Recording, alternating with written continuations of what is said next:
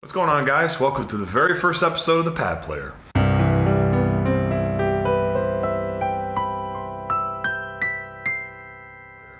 So I know that some of you guys are probably wondering, what exactly is a pad player?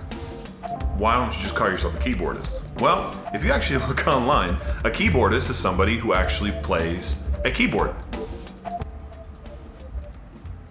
Why don't I call myself a keyboardist? But a clear definition of about what I do, you can actually find at music.stackexchange.com. I know it's kind of an odd website, where you would find this definition, and I quote, "A synth pad is a sustained chord or tone generated by a synthesizer, often employed for background harmony and atmosphere in much the same fashion that a string section is often used in orchestral music and film scores." Look, all you really need to know is that if you're going to play pads, you're just going to fill in the empty space that you find in songs.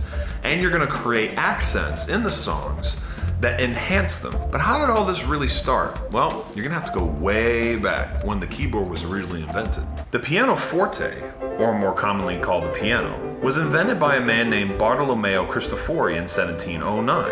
The piano was designed to be a highly versatile instrument capable of playing almost anything an orchestra can play. Which makes a lot of sense when you think about it, because the lower end of the piano is the double bass, the middle section of the piano is the cello and the viola, and the high end section is the violin. Plus you can play 10 instruments all at the same time, which made the piano essentially a one-man show. You can actually take a piano into a room and it could sound like a full band.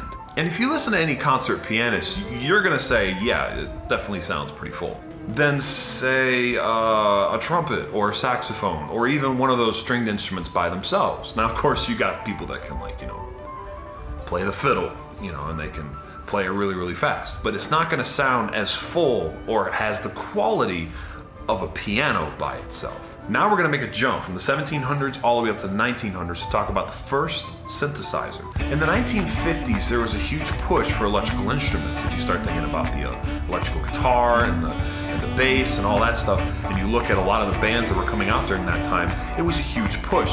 And there really wasn't a place for the concert piano. Now, why is that? Well, let's go back to what we remember about the piano when it was invented in the first place. The piano is basically in three sections: the low section, the mid section, and the high section. The low section was actually being replaced with the electric bass. The mid section was being replaced by the rhythm guitar, and the high section was being replaced by the lead guitar.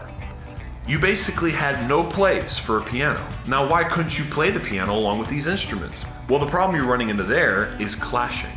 Clashing takes place when two sounds relatively at the same frequency and at the same volume happen at the same time.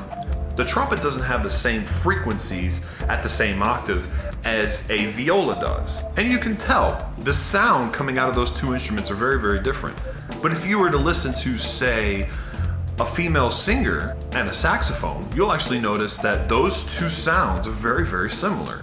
And if they're played at the same volume and on the same notes, they'll start to clash with each other. Now, there's two options you have in order to solve this problem. You can either raise the volume of one and lower the volume of the other sound. That's one way to get rid of it. But what's the point of having that second sound there? Unless you want ambiance. Some people want ambiance in their song in the background. It just depends on how they want to portray the song. But the other option is to come up with a different sound that has a different frequency that won't clash with the original sound. And that's where the synthesizer comes in. Now, you could easily argue that the very first synthesizer was made in 1897 by an American inventor named Thaddeus Cahill, and it was an instrument known as a telharmonium. But the very first voltage-controlled synthesizer was made at the end of 1963 by an American innovator named R.A. Rob Moog. And they basically nicknamed the devices he made after that, called the Mini Moog. Now, why was this move towards synthesizers so important? Because if you think about it, it was a new type of sound. It was a machine that could create a different type of sound that didn't clash with anything else. And a lot of other companies began to follow suit with what Moog was doing. For example, Yamaha created their first synthesizer known as the DX7. Okay, so why the brief history lesson? I think it's really important for you guys to understand where pads come from to better understand what I'm going to be doing on this channel. First of all, I'm going to be teaching people how to play pads. I'm going to throw a disclaimer out there. I am not teaching people how to play concert piano. Okay, I am not a concert pianist. I am self-taught on the piano. means I'll probably be getting a lot of comments in my future videos, you know, like, oh, Steve, you're not playing like you should be playing. You should be playing like you're holding a tennis ball. Has anybody ever played like they're holding a tennis ball? Yeah, it never really worked for me. What you will be learning is how to play pads in a professional setting, which is really important because I feel like there's a lot of bands out there, whether it's contemporary Christian or it's the secular side of things, you have a lot of bands that go out and they really don't know how to properly play the pads. They're either playing too little or they're playing too much. And you want to know where that middle ground is so you can get that full, rich sound that you're going for in your band.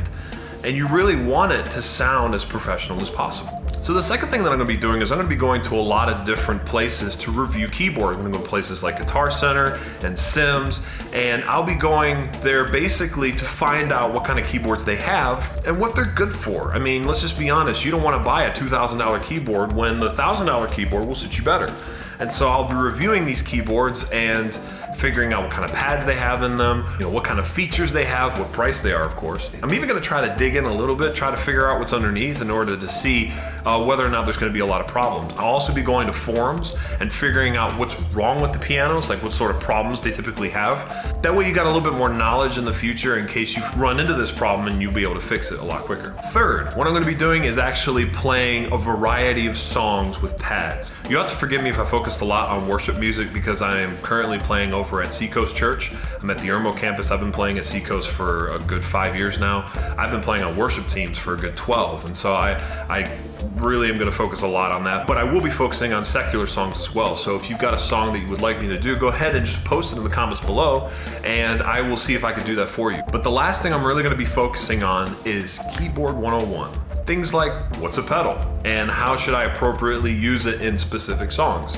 But anyway, that's a wrap for me. And like I said, my name is Steve, and you can call me the Pad Player. Thanks a lot, guys, and I hope to see you next time.